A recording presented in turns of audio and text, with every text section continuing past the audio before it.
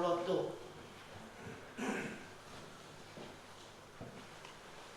E lau maari e hifomai yo mau whare. Ha ere mo mafi a iwi hokeres. Amen. Wao ware finau koe hoa au e whaiwhekau o e kainga lotu metotisi Nusilani o ngā hea moni i Northcote i North Shore. O te kia ke kamata e maunga keresi koe ni o ko whafofonga a kainga lotu o ngā hea moni tari lele ai ngahi whaamiri kotoa e siasi e pehe foki kia ki motolo mo mea mai he ope ki he tāpuni o i wike lotu wanoa watolu o monga hea moni. Pea o kou whakafofonga fia ki mautolu ke mau happy new year ke mautolu mo mea mai. Whaiwhikau o monga hea moni te rita makowina whinau o ngo se tuata remisi o uhi pea mo talafitu yaki.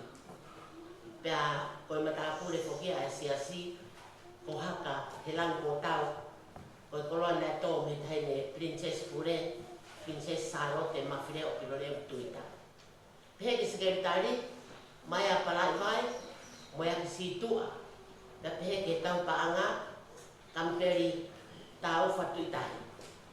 Whafufonga whoki, mo ngahi matai koloa mo uia ua, i he lotu a mo ngahea moni, o kui he ni ai sayon he whiawhini a hala holo o leka me kolo motua pia mhonu hoa ko na yoka o kui he ni pia mo habila tau kolo mo hoa ko mene tau kolo pia mo kawa awa o kunau mea mai me aki ke polo kalama tāpune o ki lotu hoa e whaifkau ko pekia a te vita e lone ka po ipu e lone ai uitou te pehe ki a Waikoloa Klasike, uri te mo tokase potawaine, pehe ki a Rikuola, te mo a risi whanua whohou, tupou hafune, e safi whewaleaki. Te a pehe ki a Mareti ngahi, la tū makasini. Koe kau tōre kereka ia o e kaina lotu, o hea moni tau tāpua, pia mau whawhonga atu he hoa koe ni, e mau off. Off lai ka ki motor, pia pehe whoki he o whaihiwa, mo mau whaihiwi, o Paula Tāofa, pia mo Samuel Awasi. Mo tau hiwa, mo tau tāha apo Sayone, mo hanga, ia whio fia i he eiki, osi o ke lotu ko ni o whare.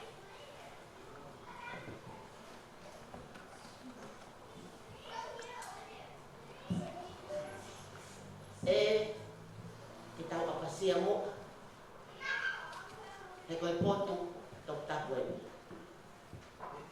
O ki heni ai o tua he eiki o e universi. O ku tau ki ai alangi o ku ne pōpō mo mamai. O ku i heni ai o tua koe o tua o Israeli. O ku kei tuu ke ai tuunga kei mako ai Palonesi. Tau lotu pe. Tau lotu pe o ilo ai tā koe matapae no lau. Ka veinga o ku vete aki. Tā kuni atu tau lotu fusi mai tau laha o tau waka. Kaheka ki waka. Ka tau tuku lau mo e ki. I he tapu koe. Ka venga o ku pehe mai. Ko e toe whakafo o e tau kowinani. Ko e toe whakafo o e tau kowinani te.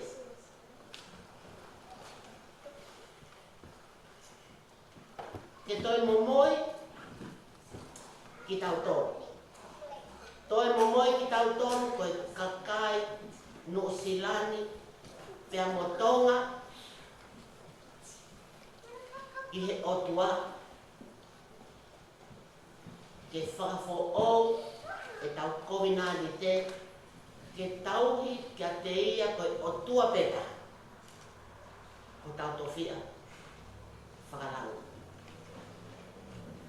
Himi ula ki ko kore ka Susana Prescott Taufa o General Manager ia o koe lahi o Siaura ko e potungau e toponi a wahi whanua tonga o New Zealand Assessment of the Sea ke lawa himi ula ki matau tonga maa.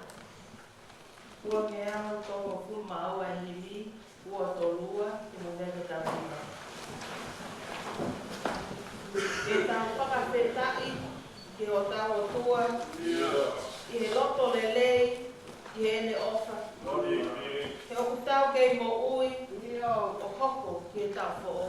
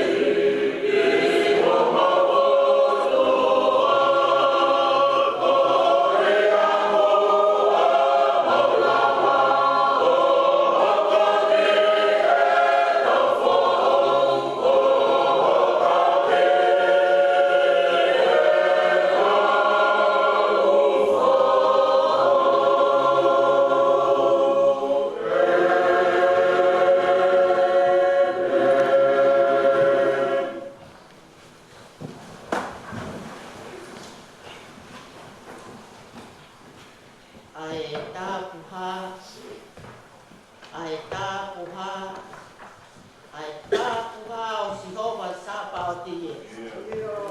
Ko langi e ai whonu a he mani te mo mamani. O kumau whakamooni atu he hoa koeni. Ko koe te ia a eao niu. Ko koe ai whakarewerewa. Ko koe ai poto. Koe otua whetaha mo ui. Te oko o a he mani te mo mamani. Ko ki mau tolu. Koe whanau ai awhiona. Te hene pehe o ku mau whakatō ki lalo. Te mau whakamooni atu. Te mau tautapa ki awhiona a pāta mai e. Ko mau whai anga hara ke rangi. Kai tautoni ka te. Ka neo ngoia eki. Koe kau whienua ki mau tonu. Ki ha whiona pe mho mau noni. Te ko mau ilo. Ai lelei. Moe tā puaki. Oi whio me a whiona neo e mau almo foki. Neo e mau utu mori ringi. Te ko mau toto i hano whai e rahi mea katoa ko ia o ki kai totonu ke mau whai. Te mau si aki a ngahi mea o totonu ke mau whai. Te ko mau whakamore more. Whakamore more. Ia te koe. Koe maa oni oni ang e whau ka koe ta maa. Whakamore more ki mau tonu. Tuku ke mau hu whangatu he tata aho alo na riringi he funga kolosi. Tuku ke mau kuai ko tau ngahara. Ka mau ake ko whakama. Te alava ke mau whakatau wholofola ki a hio. O ku mau whakawhetai e puru ho tuku. O ku mau whakawhetai ho awhio heni. Ia mau sai o ne koe tui o kau angelo. O nau lotu tai tu kua whai he aho moi po. Te a whewhe ai ha mau ofi atu. Koe tai aunga nge whau ki mato. O ku mau whawhetai atu. Koe maa oni oni a nge whau e a whiona. Koe tokai mananga. Te au i kai ha mau tau e ta. E ta pa fuha hua wha. Eki. Koe mau kore. E fua lulu. O mau roto. Ho mau. Kai lava.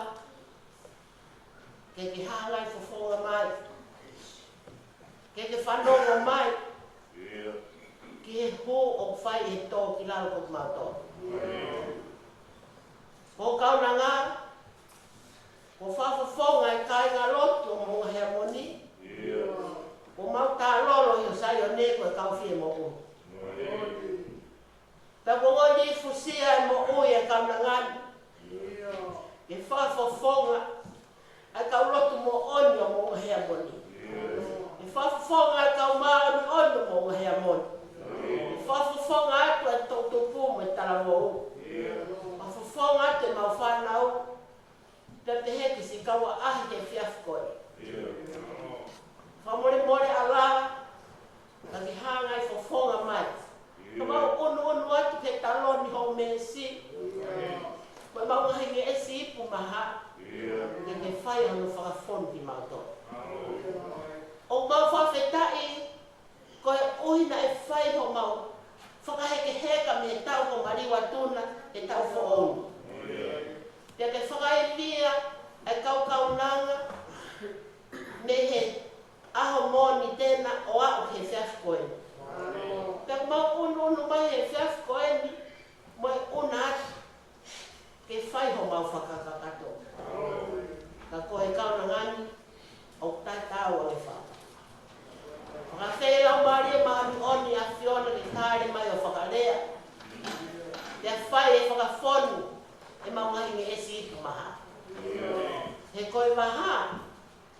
Ai maha wholau o amanaki ke mau whanonga i ani. Koe maha wholau ta e pau. Maha wholau whita a whau. Hono ngahi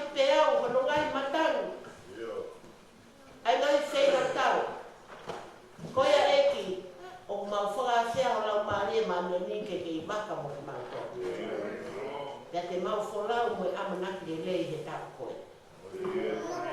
O kuki ki mautolu he fia fili. E mautalitari atu I waka. O fusi e fai whekau o mautau lahi fia koe. E maulotu. Tuku mu a ke toi whafo o e mau komina nite pia moe afio. Koe komina nite au te mo vai. Tau aunga peia ke tautou whakafo o pia moe afio. Ko koe peia lau maari e maa ni oni te ke mawhai ke whafo o e komina nite. Te mo vai ko mau unu mai he fiaf koen. Ke whakaheke heka whaka osi aku. Ai wholauni. Toi mo moi atu ki mautonu. Koe kakai o I whonuani. Mo moi atu e ngai whaamiri o monga hea moni. Mo moi atu e mau whanau. Mo moi atu o mau ngai loto wharekia te koe. Lau maari e maa ni on ki ke whai ho mau whakafo. Te tuku he ahoni. Whakainia ki mautonu ke mautoi tuku pā. Mautoi tuku pā ke mautauri ka te koepe. Ka te koepe ka o tua peta. Ko mau I hongahi lao maa oni. Ka neango ia. O mau whawhetai. Ko whanga maari e koen ke mautoi tuku pā. O whakawhe I koe ko koepe ha mau atua. Ko koe aho mau tofi ai langu. O hai mo mau tonu, ai ana hala. Ke ai ho mau tofi ai langu. Na e more I ai ka mata ngai I nga whai ana hala e mau o matua. Ana toi whakatau ia. E ta mau onga ho alo. Ana toi ofa aki mai ka mau tonu. Te aku mau haka I he rangi kua tau. Neongo e mau tae iloa. Neongo e mau whewhei a wale. Kau whamalatu e ka me ngā he fiaf koen. I he tāpuni o ke rotu. Oku I ai ho mau tau whia. Whakairangi koe awhiona. Ko hai ha roto e tae whia. Ko hai ha roto e tae wiki. Ko hai ha roto e tae pore. Lau mai ai hao e hao mama ni. Ka mau no fai no fu ho mau koroa. Iai ho mau to fia I he mai. Ko ia e o ma hino ke mau lo toi jas koe. Ai mau inga ke mau toi mo moi ki mau toi ki afio. Ke fai e tauhi maa oni. Ai komina ni te ko fai mo afio. E neongo e mawang hala. Ka ke omi ha konsenis o pangeha ka mai mata e tau koe. Ke mau kala o ka lawe si ha me iang hala. Ka e lawai, ke maa oni e mau tau. Kai komina ni te kutoi whakafo o he awhiona I aho koe. O maulot ke awhiona. Ko ki mau tonu, I ho sayone he fiaf koe. Wharotrahi e mau whanau. Wharotrahi I o mau ngai lot whare. Wharotrahi e kawa ahi ko nau inasi mo mau tonu he fiaf koe. Ke mau toi tuku pā. Ke mo moia ki mau tonu he awhiona. Ka whafo o. E mau kovina niti. Ia tauhi koe ko mau o tua tōta hape. Ia te mau o ngota mau loto rahi. Ia mau loto toa. Ke wholau, ia toinga tau koe. O mau hanga, o kutoe a wike ni mga furumata. Ko hai ha toa, tene lava ke wholaua. Whawheta, ko mau tō whia I he rangi. Ko toi whakafoki mai he whiaf koe no whakamanatu. Ko koe pe te mau tahi ki ai, a te tau wholau. I he wike ni mga furumata o tau koe no toi. Whanonga I he whia. Whanonga I he mohu amanaki. Te tau I kuna ai tau koe ni. Koe uhi, koe kakaya, musila, pe motonga. Nau roto rahi, I whakaheke whaos, ui ke loto, ui ke koen, ke whafo o, ai kominani te mo awhiona, pia toi momoi ki mautolu. Momoi ki mautolu koho kakai, ke tau ki te koe ko koe toko taha ki he tau koe. Ka pau e pehe, he kai te mau he i hala toa whai. Ka pau te mau he e tō ki taha, i waha o mau fo ui ne whai. He ko tau whakaheke he ka whaka ose e whiafu koe, tau mau whalala si su ke kapi teni e wholau. He mau ilo, koe waka a vai vai fu. Aonga pe ke whai e. Koe ai, o mau whakawhea lau mare mandani a whiona, ha ere mai ki ho mau poko i whareni. O mau ki waka waka a me ini, peke kapi teni, peke mau toa, ke wholaua, e tau koe pe mau i kuna, mai a whiona. Tā poki mai e lai no to whare ko tō mō hea moni e whiafu koe. Aki nau tōru, ku nau ofa mai mei aki ka waki nau lava mai. Tā poki mai ki nau tōru ko tō mau inase mau a kere sin me o koe. Mau whamalo ko uhi ko roto tō ko whai o tamai o eki. Se astu tupo ka ni lava mai. O whaka inasi, ai o pe e maunga kere skoe. Tā poki ia. Te moi whainga maari e ko ke whaki mana. E ki tāpak se mau kawa ahi e whiafu koeni. Ke mau kau whataha e whiafu koeni, e veke, ke whafo au e kominani te me a whiona. He ka pehe, te ke hoi fua mai. Te ka hoi fua mai e a whiona, ko tō Yesu o mau tāpu. O tua, o mau hapai te a whiona, ai toenga, o ngai whatongia i he whiafu koeni. Ai se kautokoni, he whatongiani, o mamo moi ki ha whiona. Ka watu e maurotuni, ki he kautore kereka mō hea monde a pina. Ka o mau ofa, la mo mau lotu, ya te kinau toro. O ku mau whakawhea e lau marima nuna whiona ke whakakato ai honi.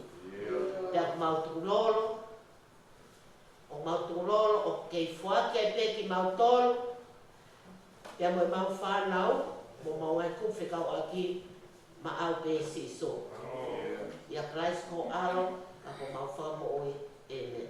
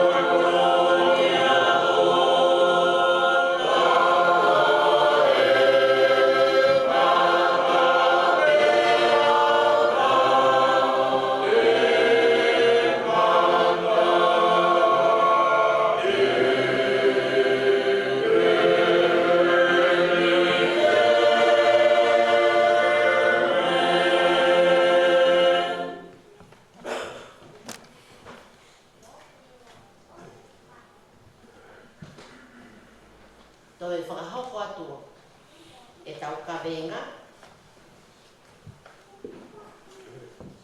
Koe toi whakafo'ou e tau kovinani te. Ke toi momoi ki tau tonu, ke toi momoi ki tau tonu ka kakai o New Zealand, pia motonga, ki he otua, ke whakafo e tau kominanite, pia ki tau tuku pā,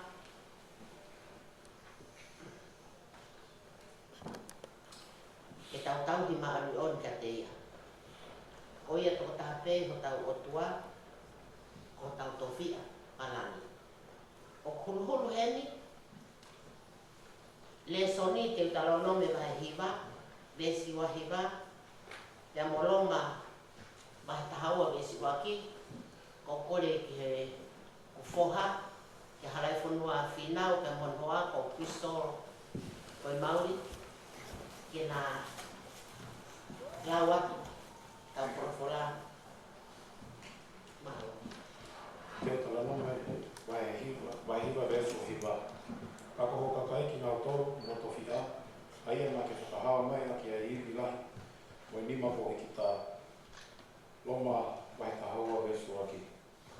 O ia, ko i maki atu kainga, i a whuma mai kai mana o whai o tua, ke mo atu e ngai sino mo toru, ke whai lau, ke mo ui, ke tak ki e o tua, ke whakahoi fua ki a te ia, ke whakaloto e, o mo whai lotu.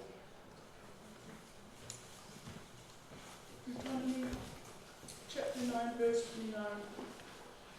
But they are your people, your inheritance that you brought out by your great power and your outstretched arms.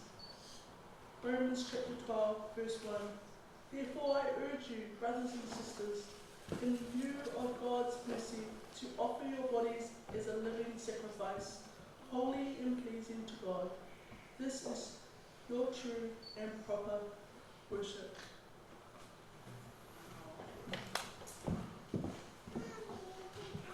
Whatapu ki he awhio e lau marima nani he tau rotonga. Te whatapu ki he no awhio anga o whareta. Whatapu ki he whanamu makapuna hau e. Haka he lang ko tau, mai a kala i vai, te moha matapura.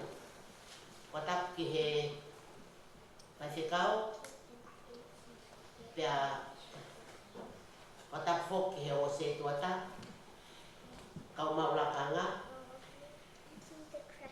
pia kotoa pe. Watapu maki he foki ki a leka, pia mo tau leka, pia mo kau tangata eki, o e saione he whiawhi. Watapu ki he kau hiwa, o nau iu e ke resi, o saione i he wiki kakato koe. Whakatapu ki he talawo o mo whine mui, pia pehe fōke whakatapu ki he whānau.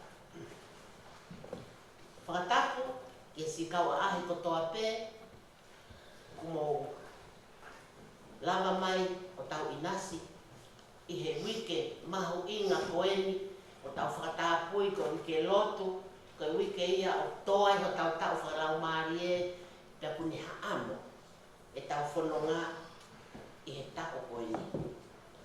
Ko whatapu whoki ki a ki nau tolu ki nau tokoni mai ki he ngā ue whiaf koeni ki a Susan Prescott Taufa, pia pehe ki a o alwhai ngā no ma whaukusa Saretonga ko e siaola ia me tokanga ki he whamiri taua mo toke tāme mai ta moe whalau ke lea whakatonga tau mai whamiri pia pehe whoki he whamiri a morele pia pehe kia Lorini Fifita ko e whae a te rita ko pia o kore ke whakatapu whoki a ki nau tonu i he ope, e tarangata e te au, o whai ki tua, saione, ke ata ke whakatoloa ho tāpuaki, o lau manua he whiawhikoe. Ko whatongia koe ni, o kumawha tuki-tuki. O kumawha tuki-tuki, he koe uhi, koe tāpuni eni, ho tau wike lotu.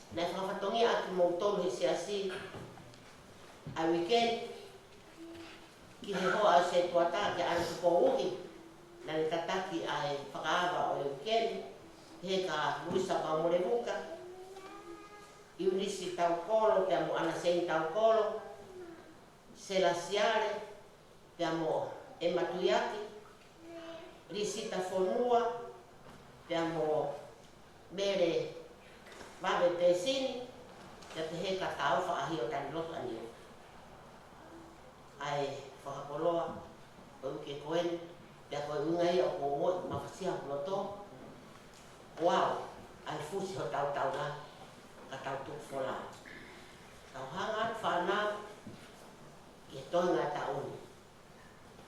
We've got 51 weeks left this year. Ka ko whakamore more, koe uhi koe kaweinga koe ni. Koe kaweinga e honi, tau toi whakafo ou e tau kovinanite. O siai ke tau kovinanite, but this is an opportunity ke tau visit our covenant with God again, o whakafo ou. Tau toi momoi ki tau toi.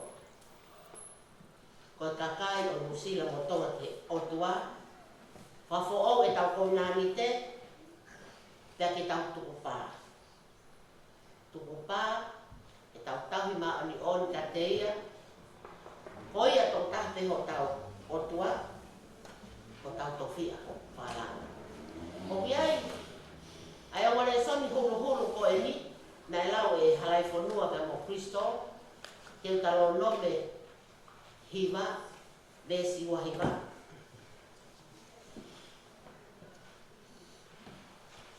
Te amo e loma vai ta haua vesi ua ki. Ko te utalo nome vai hiva vesi ua hiva. Whamanatu e Mosese ke kau Israeli. Manatu, na e ongi mo toru, ak ai fuu nima kau kau. Ka pehe e paula ki kakai longa. Ko atu homo ngai sino, ko whenau lau. Ko whenau lau mo ui. Ko whenau lau mo ui ki he otua. Ko opportunity yen, ko whainga maari e ka tau tonu, ki tau toi momoi ki tau tonu ki he otua. O tau tāpuaki, tau tāpun ho tau ke lotuni, o whainga maari ki tau toi momoi ki tau toi. O tua, te tau whaka o omo ki tau kovinani te, ko ia pe ki tau tau hiki ai. Ko ngai fo idea te fito, o ko whaampe ki tau manatu ki ai. Ko tau toi momoi ki tau tolu, ko kakai o Nusilani mo tolu. Momoi ki wheria, momoi ki otua, whafo o e tau kovinani te, te tau tukupa, te tau tau te ki a Sihova, tau hi maa o nioni. O tau hi maa o nioni whewhe whanau. O tau hi maa o nioni, o kou whie ina se whewha e maa o nioni, e whakahino hino, o whakakoe whakamatalai e toketaa nā siri whakauta e maa o nioni. Koe maa o nioni, koe taimi o kute o iai, o hala ha te ngā oi. Ka te tafoku ewa o bete. O tatau ia mo lawe mai haki i uri hanga whatapu ki hoto. Tama i mata, kanu i mata, o te kāla. O pehe ai uki koe muau, he tau whanonga. He tau koe ni, whafo o e tau kovinani te, ke omi a konsenisi o hangea tama i mata. Tau kāla ka lawe si hame yang hala. He hiri, o tau tapa ka Sihova, te whafo o e tau kovinani te. Tau kai ki whi mau mai, tau kawenga he ahoni, ke tauhi, aki pe ko ngā holoto, pe ko ata mai, ko whakau kau. Koe tauhi maa oni oni. Ke ilo mau pe, o ku maa oni oni he tau oni ho, tau ka Sihova, aki ho ilo e taimi pe pe hala tau he maonion, ka koe e tō tāke. Tā pua ke tau tonu whamanatu mahi ka koe ni, o kui ai ko tau tofi ai he rangi. Ko tau hiki whanonga, tupuani ho tau waka ke tau whulau he tau koe ni, ko whamanatu i ho tau ka renga. Te mau ke whakafo o e tau kominani te, koe uhi, ho tau tofia koe he rangi, he ka ke lava ke tau whanonga, te tau claim, e tau ngahi blessings, he tau koe ni, o ka pau he ka ke tau mauni on. Ka koe mauni on koe ia koe. Aristiani, koe tahaloti, o kune ilo eia taim kong whalaki ai, une tukuloro koe whamore more. Ne tukuloro o koe whamore more. O tato kai pau, o tau he tofia he rangi. Whanau, it's not easy e tau whanonga he tau koe ni. Pea, o kuata whanga maari, e mō kau mai. Ko whakamalo ki he, o mai ki mō toru ke mō nofu mai mua he ni. O ko whalata ki mō toru, and this is an opportunity to submit yourself, make your own covenant with God, invite Jesus to your life, to walk with Him this year. Pea mao ai puna, e eiki maana. Ko tau wholofola koe he ahoni, talane wamanak e Moses, e kakai Israeli, e nau kominani te, ka te tala e pauna, he kakai Roma, inga, ai mahu inga, o ta e bere. Ko tau whenga marien, ke tau whakafo ke tau whominani te.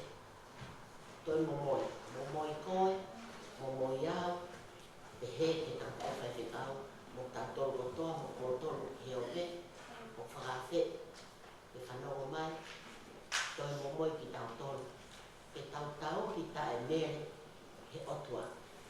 Tau tāpua, tamatanga tau koe ni, o me e pau. Paka amai e pau ke tau whanonga moia. O te tuka tau iwi he aha koe ni sila e tau whanonga, ko tau ike lotu, e whakafo o e tau kominani te, ko koe pe te mau ofai, i taimi o au ki tāneti. Ko toe wike, e ni mataha koe ke tau whanonga ai, i he ahoni, ko whangamani e, o taha pe, e whakapapau, o ma, o whakafo o e tau kominani te, pe pau, ko tau tofia, i he rangi, e kai ke more ina. E tau tua meri, i tau koen, e tau i kuna, mai e ki. E me.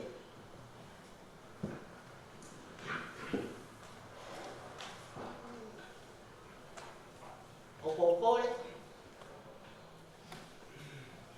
ki he punake, ke whakamore o hoa mai, ai ki hiva, e tau hiva, ke piano ai, te hairia te whakawhe, ai whanau, ke mō mea haki o runga, ke lau, ai whakapapau a sonu o sine, to whahara ia ki a koe, ke whako ki mo ui, ke whakafo oho kominani, mo eiki mai.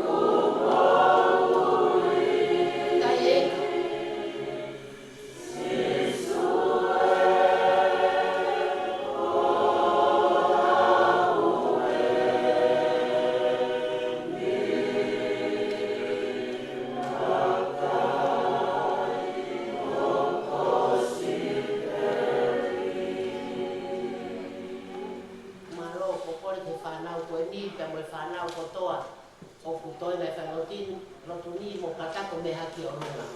Can you please stand? Whanau, os tu whātu koe Lotwen, a John Wesley, koe founder o Methodist Church. E ni lotu kovinani te tau lao ia in English, ke topon kat motor ke mahino, e tai ke tau whae tau lotu. Kataki, ka tau lao.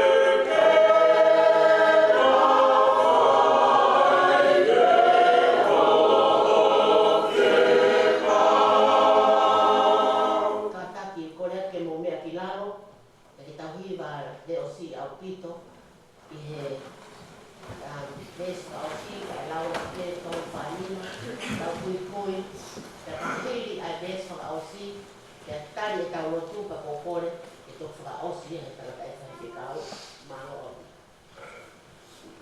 Ngutu mo le oe, sila pe koko o mea. Kiwa aki pe a koe, papahoko pe e kolea. Siliva mo koula foki, koko pano ki he enki. O ika i pe te uta ofi, hakukonga se niki. Loto mo e atamai, koko okule angaia. Koko tu utaloni ai, tala ai kofatongia. Pespaka osi. Mea ta e tau pe mo oni, o louke pe sia. Oua, eiki, te momoi, pe kosi o ngata.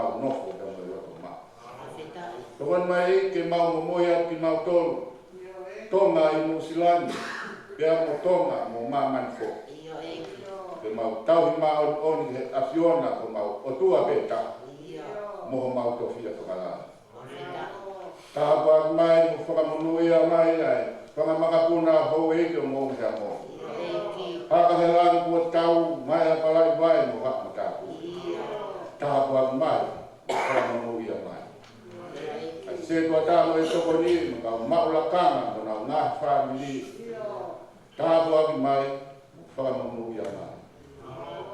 Ai whai a tamata mo whai a kafi. Ipu e lone me si kau whae fita.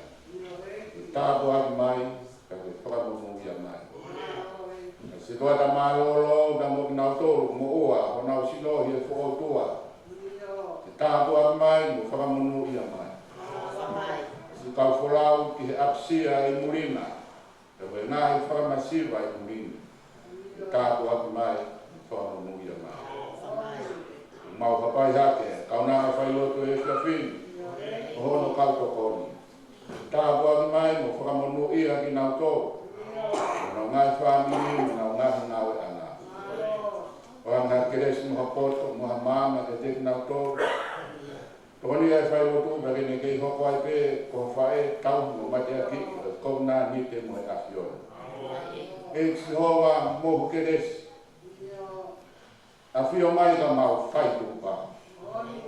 Te mau tau kare o ngahi tūtu ni. Te mau mate aki e hoko. Ia sisu karai ka mau whara ui. Amen.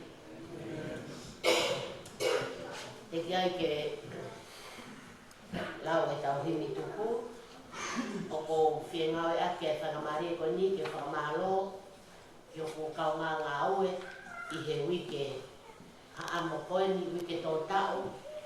Te a tau wike lot o whakamalo. I e kuwhia e tau ngai karenga. Te a moe te teo. Te he whoki. No kau tokoni i he ahoni. Ko whakamalo lahi. Ki he whai te kau. Te a moe ongo se tuata. Whakamalo ke sekretari a tau ka anga. Te whoki o whai hiwa. Moe kau hiwa eiki o Saione. Ko mo whakatau-tau ho tau rangi. Te a tau tuf tau whaau he keresi. Uke tō tako koen. O kai e whakamalo ma ke he whawhawhonga. O kau nganga ui he uke koen ni. O whalahi whoki heni. Ki he se tuata malolo. Ki a paea tarilotu ki whakatonga he whatongi e whamiri. Te he o whawhoki ki he se tuata malolo. Ki a se rutuyaki. O ki me huwhia mai tau monga keresi me ati. Te a o ko whakamaro ma kehe ki he se tuata whare. Ki a Luisa Paumorevuka. Ki he whakaofo ho tau Saione. He taimi hono kotoa mo e pōpō tui kakala mai. Ameria me vai, te mo vaisi oa mai. Whakaofo ofa Saione whakamaro. Me he whoki ki he o se tuata whare. Ki a lātu, te a motohi ahi o motohi kaihau. Mo nao o whamiri. I he whakaofo ofa o tua. Te pehe mo e holo. O mahike e peo tau lau maari e. Ki hapai e tau lahi kawenga mo tau weekend. O whakamaro lahi e ka te moto. Te kai ke whakaosi ko whakamaro. Ki he ongo ki i young couple. Kau ki mātua fo o a tau tonu. Na whetalai ta mo le polo whi o takana he hero. I he taritari o whailotu e whiawhikoini. O whalahi ka tinau mo tala monu. Ke te teo taritari e tofia. O tāpua ka tinau he e ke mai na katu. Ta hono whakaipo. Whakamaro ke tau tangata. Tutupo i he hulu e tau whailotu e whiawhini. O pehe ko ka ke toi ofa e te au. Ka koti whia ka ula ki a mama ka tutupo. O neo ko ne toku kasi ka pende te whini. Ka whakapapau e tutupo. He kai ke ngaro a mama. Pangu arua pulu e ni whailotu. Pia mumunga he amoni. I he whini whamaro e tala monu tutupo. Ke hoko kuatu o whaiwhakoe ala he kosperi. I he whini e kawa ahi. Biliton pāo mo hoa mo lana ka te heki ngahi kawa ahi o kotoa pe. Mo tōtou kau mai ke tau maua keresi he whiawhikoe ni. O whakawhi ia Rolling Fifita Thompson. I whaena te ka whinau. O siasia he kau papalangi. Tarapuna ka ku he tafi ke lau e tau himi toku. Malo. Te whakawahini e whakawasa ai te lohi na maka te tau o koni. Koe whāne au mo tuna nina i whākahanima o ka tako mea te tau. Ko mama ana koe sisue. Te la a e plau marie sisue. Neanga e te paulia. E lani au au fia. Te mama peka ta ia sisue.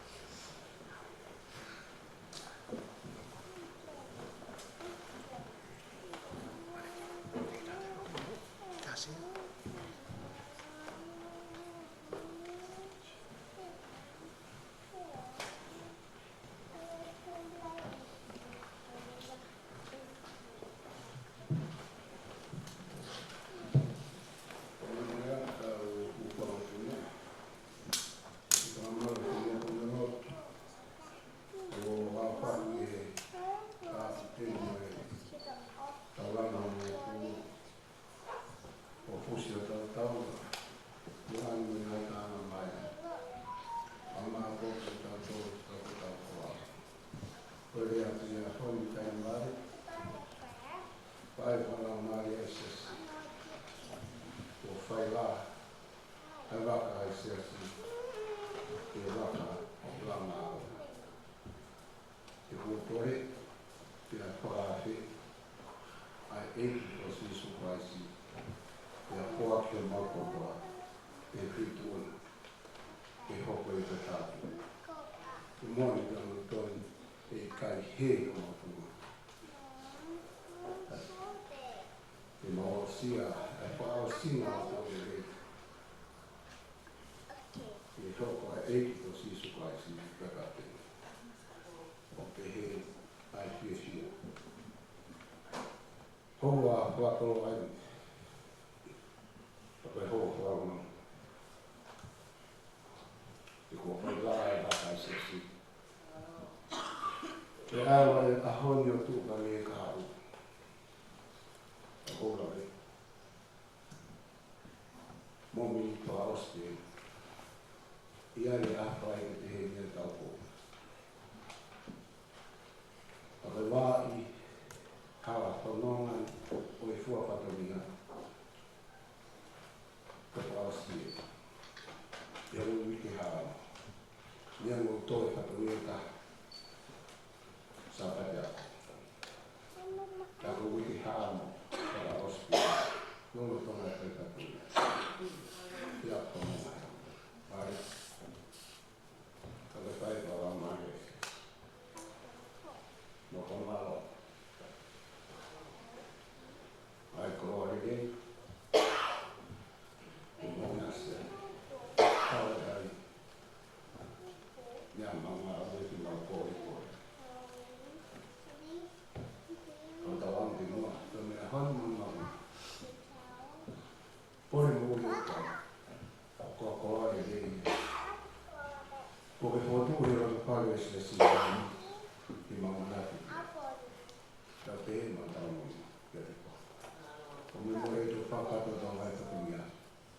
He